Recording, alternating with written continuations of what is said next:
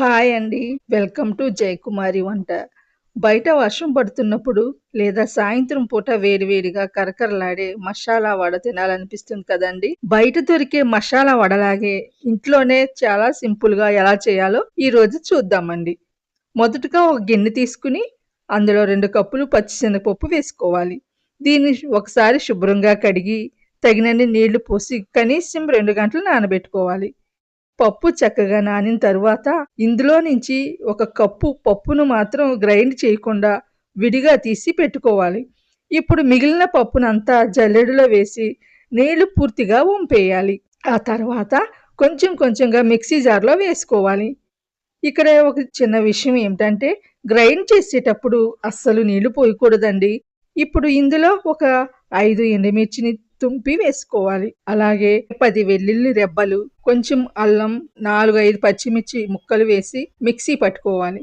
ఇలా మిక్సీ పట్టిన పిండిని ఒక పెద్ద గిన్నెలో తీసుకోవాలి. ఇప్పుడు ఈ పిండిలో మనం గ్రైండ్ చేయకుండా పక్కన పెట్టుకున్న శనగపప్పును దీనిలో వేసేయాలి. దీంట్లోనే ఒక కప్పు కరివేపాకు, ఒక కప్పు కొత్తిమీర, ఒక కప్పు ఉల్లిపాయ ముక్కలు వేసుకోవాలి. ఆ తరువాత ఒక టీ స్పూన్ ధనియాల పొడి, రుచికి సరిపడా సాల్టు, ఒక టీ స్పూన్ జీలకర్ర వేసి అంతా ఒకసారి బాగా కలుపుకోవాలి.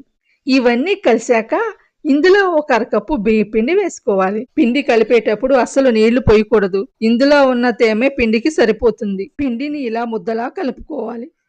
ఇక స్టవ్ మీద ఫ్రై చేయటానికి సరిపడా నూనె పెట్టి వేడి చేయండి. నూనె వేడి మరీ ఎక్కువగా ఉండకూడదు, తక్కువగాను ఉండకూడదు. మధ్యస్థం మంట మీద ఉండాలి.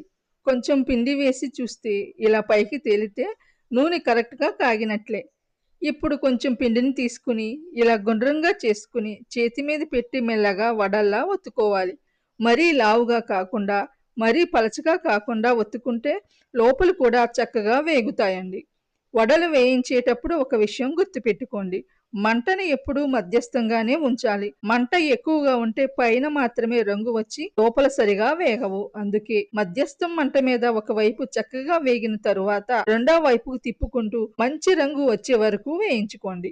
నూనెలో వచ్చే నురగ కాస్త తగ్గి వడలు మంచి రంగులోకి వచ్చిన తరువాత నూనెలో నుంచి తీసేయాలి.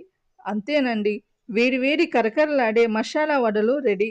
మీరు కూడా ఇంట్లో ఒకసారి ట్రై చేసి ఎలా వచ్చాయో కామెంట్‌లో చెప్పండి. వీడియో నచ్చితే లైక్ చేయండి.